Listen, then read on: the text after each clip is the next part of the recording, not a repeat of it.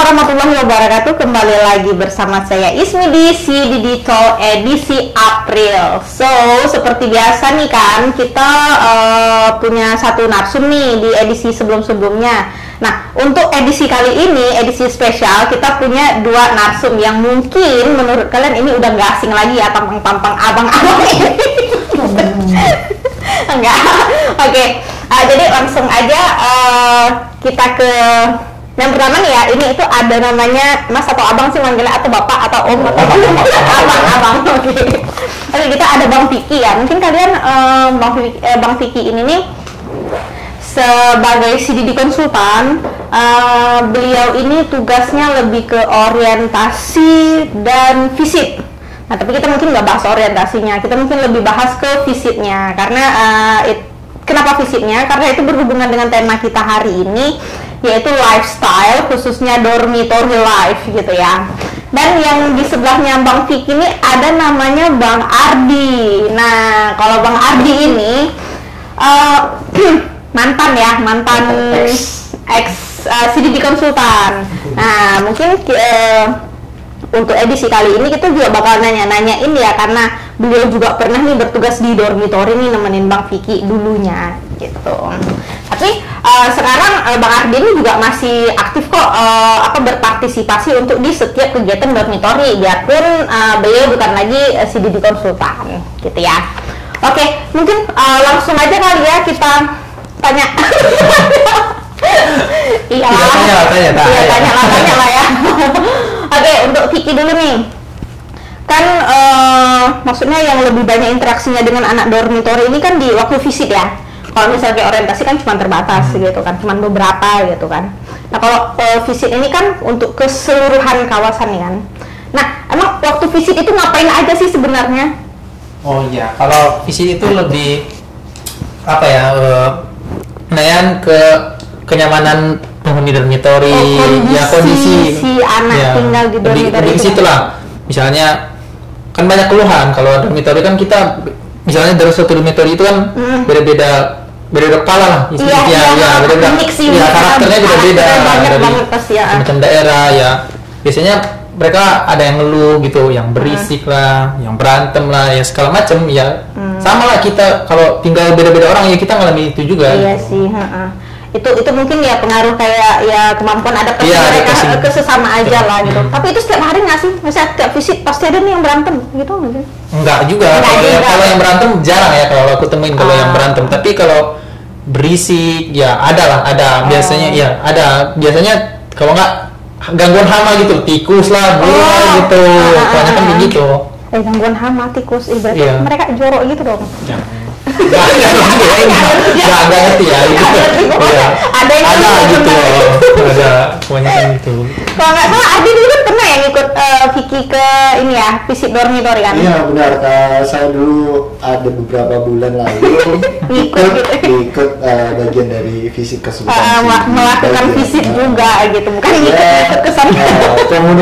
Sering berkomunikasi juga dengan warga dormitory. Ya banyak sih keluh kesah, senang duka dan lain-lain ya. Biasanya apa aja sih mereka sering kayak tapi mereka seterbuka itu nggak sih nyampein keluhannya mereka, atau kita tanyain dulu nih gitu? Mungkin mayoritas cewek itu suka ditanya kali ya. Oh iya sih. Suka ditanya daripada mengungkapkan. Gitu. Suka malu-malu gitu ya? Iya, malu-malu kucing lah. Harus tanyain dulu gitu. Gimana tinggal di sini, nyaman nggak gitu? Nah, kebanyakan teman-teman dormitory juga mengeluhkan adanya berisik yang sebelumnya mungkin suka tenang, introvert apalagi ya lebih suka ketenangan daripada rame-ramean. Tapi ya balik lagi, kita kan hidup bersosial kan, mau di rumah atau di luar dormitory juga banyak yang hal-hal gitu. Karena di luar mungkin bertetangga, ada juga mungkin ada anak kecil dan lain, kan berisik itu wajar. Tapi kan di dormitory anak kecil nggak ada sih, karena kan seumuran semua gitu. Kalau di dormitory ya sesama teman, ya wajar lah, namanya hidup bersama-sama. Iya pasti kan beda-beda karakter kayak Vicky bilang tadi kan. Kadang ada yang bisa nih koordinasi, ada yang kooperatif, ada yang enggak gitu kan. ada yang suka menang sendiri juga kadang kayak gitu kan. Perbedaan budaya gitu loh. Budaya beda-beda. Itu baru ke sifat internalnya mereka ya, pribadi gitu. Belum lagi yang lain-lain gitu ya. Nanti kita tanya lagi deh, kita bahas lagi deh gitu. Nah, kalau menurut Ardi nih sama Vicky waktu melakukan visit itu pasti kan apa ya namanya? Mungkin secara nggak langsung menyaksikan juga kan kegiatan-kegiatan mereka di dormitory gitu kan. Nah, menurut kalian berdua nih, kira-kira fenomena apa atau gaya hidup fenomena apa tentang yang kalian temukan tentang gaya hidup anak-anak dormitory? Oh, maksudnya gaya hidup mereka gitu ya?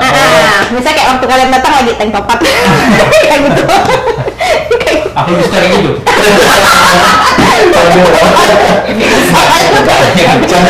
Atau pas kalian lagi visit nih, mereka lagi masak gitu, atau kadang lagi kayak ngumpul-ngumpul. Ya kan beda-beda ya, sama kayak gitu juga. Ada yang rajin masak ada gitu. Biasanya kebanyakan ya, ini bukan beda-beda yang apa? Seringnya sering dia. Yang kalau akad itu biasanya dia rajin masak, Beda kalau lokal ya kadang-kadang ya sering kita jumpai kalau yang kami visit akad misalnya kayak contohnya blok Q sama Q Ujung sama Q Simpang itu rajin-rajin rata-rata ya. Oh gitu. Rata-rata rajin masak. Emang itu berpengaruh juga ya, maksudnya dia akad itu kan dari luar kota gitu kan. Ya, mungkin berpengaruh ya, karena dari kampung sana dia jajannya sama orang tuanya enggak apa ya. Jadi ditanam prinsip kalau kita dengan orang gini gitu. Beda sama lokal emaknya di sini. Beda ada rumah orang tuanya di sini gitu. Sedikit ini ya. Kemungkinan ya. Tapi paling sering nemuin yang kayak gimana nih, yang lagi tidur terus kalian datang sambutannya jutek, atau yang pernah nggak sih? Biasanya tuh kebanyakan memang teman-teman kita kan datang di hari kerja ya, di waktu kerja, biasanya sore, siang gitu. Dan kebanyakan teman-teman kan baru pulang kerja, shift malam itu baru tidur ya, baru enak-enaknya tidur.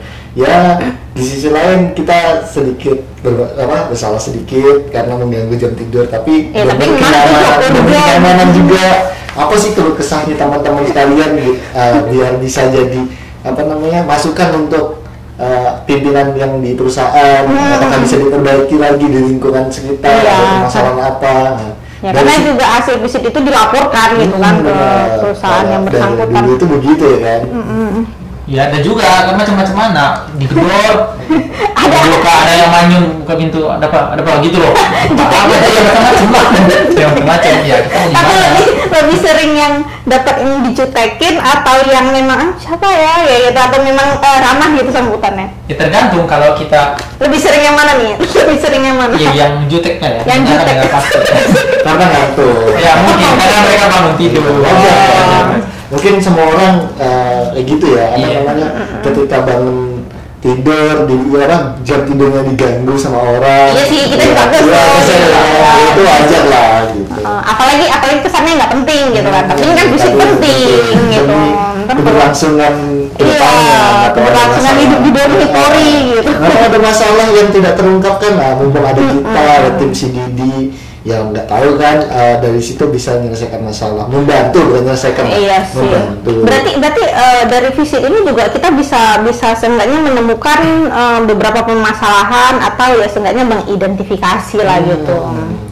Biarpun sebenarnya jarang juga ya nemuin kayak gitu. Mereka biasanya jawabnya oke gitu ya. Biasanya mereka gimana ya? Nggak terbuka gitu ya. Ya mungkin Ardi bilang tadi harus ditanya gitu. Ya kan kalau tanya lebih dalam lain yang terjadi gitu, takutnya kayak gitu. Berarti nanya ya sebatas kebutuhan visit aja gitu. Oke, tadi kan waktu visit itu kan kadang sering nemu masalah tuh. Biasanya permasalahan apa aja sih yang sering ditemuin gitu? Keluhan dari penghuni dormitory gitu ya. Ya salah satunya ya keluhan tetangga, kan hidup bertetangga ya di sana ya. Hubungan sosial, ya berisik, kadang nggak akur sama teman kamar ya maklum lah, sama kayak kita. Kalau kita misalnya di satu tempat beda-beda budaya, segala macam, kebiasaan, karakter, ya wajar nggak akur gitu. Mungkin lebih ke ini ya, apa kemampuan mereka beradaptasi satu sama lain gitu. Terus kalau misalnya udah nemu masalah gitu, mereka tahu nggak sih apa namanya ngadunya kemana gitu? Nah itu mungkin ya kalau yang di orientasi karena aku biasanya ada orientasi kan kalau orang tunas karya biasanya ada orientasi ngadunya kalau itu kan ada pengawas dormitorinya kalau kalau yang di luar itu biasanya kami kan pas visit itu ditanya ada keluhan apa segala macam ya mereka ya nggak ada pak gitu aja biasanya gitu. Jadi kami nggak terlalu mendapatkan informasi yang lengkap gitu. Iya karena memang baik-baik aja. Si Didi tidak mengetahui kan masalah kecuali permasalahan itu fatal dan blow up gitu ya. Contohnya kayak dulu di Blok O yang apa namanya nah itu sampai kemana-mana dan akhirnya si Didi tahu sendiri dan mengeksekusi kan. Iya. Dan beberapa ada kasus juga sih selentingan gitu kan. Ayo seperti kan baru-baru ini itu kayak MLM Exelitas, PT Exelitas kan dari dalam dormitory juga. Karena ya kita karena speak up orang istilahnya speak up berani speak up kan gitu. Jadi kita tahu kalau nggak speak up kita nggak tahu juga gitu. Iya juga sih. Ternyata di dalam tuh banyak hal-hal yang diketahui karena MLM ini termasuk apa ya cukup berbahaya karena bisa sampai ngutang-ngutang karena membeli suatu barang yang dianggap kayak investasi ke depan gitu. Yang sebenarnya gini, MLM itu sendiri sebenarnya bukan apa ya nggak ada yang salah sebenarnya dengan bisnis itu, cuman yang salah ini si pelaku bisnisnya gitu, yang kayak apa ya karena dia fokusnya di rekrut anggota kan, bukan di menjual produk kan, jadi kayak kadang ngerekrutnya ini jadi salah kaprah kayak kesannya gitu, salah kaprah gitu. Bisa apa kita anak muda lo pengen kayak instan bisa kayak cepat gitu. Padahal semua itu proses. Udahlah invest. Contohnya malah terjerat utang gitu. Uangnya hilang barang tak ada gitu. Betul ya. Makanya hati-hati juga. Kalau di hidup kayak gitu ya. Karena berinvestasi itu harus jelas apanya dari mana perusahaannya dan sama satu lagi harus ada kesiapan gitu, nggak bisa cuma karena dipaksa-paksa doang gitu. Karena berinvestasi bukan apa halnya nabung uangnya ngendap, itu kan ikutin grafik ya kalau investasi beneran ya gitu. Iya sih salah kaprah intinya itu sampai dan mereka juga minim informasi, minim pengetahuan, minim edukasinya, jadi bisa ini. Nah kalau menurut kalian berdua nih, apa tanggapan kalian tentang fenomena dan gaya hidup anak-anak dormitory sekarang? Maksudnya yang sering kalian temuin nih waktu visit gitu. Menurut kalian kehidupannya kayak gimana sih? Kayak seru kah? Atau mungkin kayaknya flat-flat aja gitu? Mungkin kalau di hari-hari kayaknya ya, karena kita belum terjun lama di dormitory-nya untuk tidur Maksudnya menghabiskan waktu lebih lama di situ. Mungkin kebanyakan mereka kerja pulang tidur itu aja makan di situ kan itu harus monoton. Mungkin sebagian orang itu menjadi kayak membosankan ya, karena kerja dari pukul 6 pagi sampai 6 pagi aja begitu terus. Itu yang jadi biasa aja gitu jadi ya padahal banyak yang bisa dilakukan di dormitory, misalnya kayak ada kegiatan kan biasanya ada kayak kalau si Didi itu ada unit aktivitas gitu loh, ada kegiatan seperti yang main musik lah, bela diri segala macem gitu loh, kan ada bisa jadi kalau hidup gitu aja ya kita dapat apa di sini kalau kita ngerantau ya, ya dapat apa, jadi bercerita di kampung nggak ada. Iya juga, kalau mungkin bisa habis. Mungkin nggak harus hari kerja di hari Senin sampai Jumat, ya mungkin weekend, Sabtu, Minggu. Jalan-jalan nggak jelas gitu kan. Ya mungkin hangout ya boleh lah. Tapi kan kita perlu upgrade diri dari sosialisasi. Ini istilahnya tuh kayak apa ya? Kalau sekarang tuh istilahnya investasi leher ke atas. Kayak membangun relasi. Cari ilmu baru, belajar pengetahuan baru kayak gitu. Mungkin Batam kan tempatnya milenial, Gen Z. yang penuh banyak edukatif sebenarnya. Hal positif tuh banyak, tinggal kitanya aja mau milih yang positif atau negatif. Iya juga sih. Ya kalau sekedar jalan-jalan kayak tadi ya memang ya refresh juga. Capek, nggak tahu. Cuman ya kalau gitu-gitu terus kan bosan jadinya kan. Enggak juga gitu. Oke, jadi kan menurut kalian berarti agak sedikit monoton ya dan sedikit membosankan gitu. Ada nggak sih saran dari kalian kira-kira hal-hal positif apa nih yang boleh dilakuin sama anak-anak dormitory biar ya kehidupannya nggak monoton gitu-gitu aja? Mungkin dari awal ikut kegiatan di luar, contohnya mungkin literasi kan banyak komunitas, bangun komunitas. Mungkin ada lagi suka fotografi, videografi boleh ikut ya, foto-foto daerah-daerah di lingkungan dia mungkin bisa aja kita jual kan, karena sekarang jual foto dari HP itu banyak banget. Iya, dan masalah ada aplikasinya juga kan. Banyak banget, ada beberapa aplikasi yang bisa dijual kan dari kreativitas kan. Karena potensi itu kalau nggak diasah ya kita nggak tahu, betul kan? Iya, jadi hilang sendiri gitu. Dari sebelumnya punya kreativitas, ada potensi yang bisa dikembangin, ternyata di sini karena kerja terus sampai lupa mengembangkan diri kita. Ya, dan biasanya mereka kadang tuh nggak nggak sadar kalau yang namanya hidup tuh juga butuh berkembang. nggak yang monoton gitu aja. Duit aja. Iya, apalagi kan kontrak kita kan kerja di sini. Undang-undang Omnibus Law kan 5 tahun udah dikeluarin nggak bisa lagi, apalagi di Batam ini termasuk banyak kualifikasinya 23 ke atas, sulit untuk kerja lagi untuk posisi operator ya. Mungkin kalau staff oke lah gitu. Tapi kalau staff kan itu bagaimana caranya ya itu baik lagi kayak tadi pengembangan diri leher ke atas kan. Putaran cepat kalau di penghuni dormitory kan. Ya kalau malas keluar, misalnya malas keluar kelihatan di luar malasnya. Ya di dalam kan ada gitu loh. Ya kayak ikut organisasi yang di dalam, yang di kawasannya gitu ya. Kalau saya si Didi sendiri juga kan nyediain wadahnya. Iya, gitu wadahnya ya. Kalau malas keluar gitu. Banyak kegiatan-kegiatan positif di sini. Ya seperti ya tiap bulannya kan sini ngadain kayak TTS lah, yang acara tiap hari besar ada gitu loh. Ya, senam dormitory. Atau kegiatan-kegiatan lain yang masalah ada juga. Ya acara ada hari-hari besar lah ada gitu. Kebanyakan. Tapi dengar-dengar minggu ini katanya ada acara ya sini dia. Oh iya. Ada sih, ada. Oh iya ada acara. Parade ya. Ya parade pengenalan unit aktivitas. Itu boleh tuh teman-teman dormitory lihat dulu kan. Iya, mereka tuh tertarik gitu. Nggak harus langsung gabung kok. Mungkin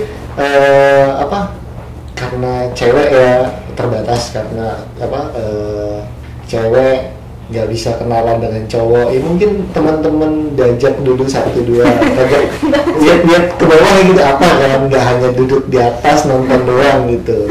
Iya sih, tapi kebanyakan gitu ya, mereka tuh kayak lebih suka nontonnya tuh dari atas gitu kan. Mungkin karena takut ya, malu, biasalah malu, mana mah biasa aja gitu. Oke. Pesan-pesan nih kalau Vicky untuk anak-anak dormitory tentang gaya hidup nih, misalnya ayo jangan rebahan, bangun gitu. Iya. Kalau menurutku pribadi ya, kalau pesan buat warga dormitory, carilah circle yang positif menurutku. Kalau menurutku kan kita di kota besar banyaklah kayak yang negatifnya juga banyak, positif ya, tergantung kita sendiri. Lebih baiknya kita cari circle yang positif biar ngupgrade diri lah. Iya, berarti karena circle itu mempengaruhi kualitas diri kita. Oke, berarti pinter-pinter nyari circle yang positif biar kualitas kamu juga positif. Oke, dari Ardi nih. Nah, dari aku sih ilmu itu paling besar yaitu pengalaman dari mana sih? Ya pengalaman dari lingkungan sekitar, gimana kita melek akan dari potensi-potensi apa aja yang bisa kita raup untuk dapatkan ilmunya gitu. Jadi intinya jangan buta akan pertemanan, dan circle gitu. Ya balik lagi ke positif, jangan yang negatif. Kan di sini banyak kan ada positif dan negatif. Tinggal gimana kita memilihnya saja. Berarti relate ya, cari circle yang positif, and then open minded gitu ya. Jangan biar kamu nggak kudet-kudet banget gitu loh. Jadi kalaupun nanti nggak di Batam lagi, balik ke kampung ada cerita. Iya, ada gitu. cerita. Ada cerita yang bisa kamu share mungkin entah ke saudara atau bisa jadi mungkin nanti ke anak cucumu gitu ya kan. Bahkan bisa diaplikasikan ke masyarakat kan. Iya, di masyarakat bisa. Kita dari kota besar ke tempat daerah. Oh, saya dapat ini loh di Batam. Iya, bisa kita kembali di daerah kita untuk lebih maju lagi daerah kita ini itu. Kan keren tuh kan ya. Iya, Karena generasi penerus daerah ya kita sendiri kalau daerahnya gitu. Berarti merantau, dapat ilmu, pulang nggak cuma bawa duit tapi juga bawa ilmu dan bisa berguna juga untuk warga desanya gitu ya. Oke, makasih nih buat Vicky sama Ardi. Tadi di awal pakai bang lagi. Makasih banget buat Vicky sama Ardi untuk edisi kali ini ya, tentang sharing-sharingnya juga. Next mungkin kita boleh ya sharing-sharing lagi gitu. Pasti ya. Oke, so sobat CDDN warga dormitory, sekian obrolan CDD Talk hari ini. Saya Ismi dan saya Vicky. Saya Ardi. Kami mohon undur diri. Assalamualaikum warahmatullahi wabarakatuh. See you.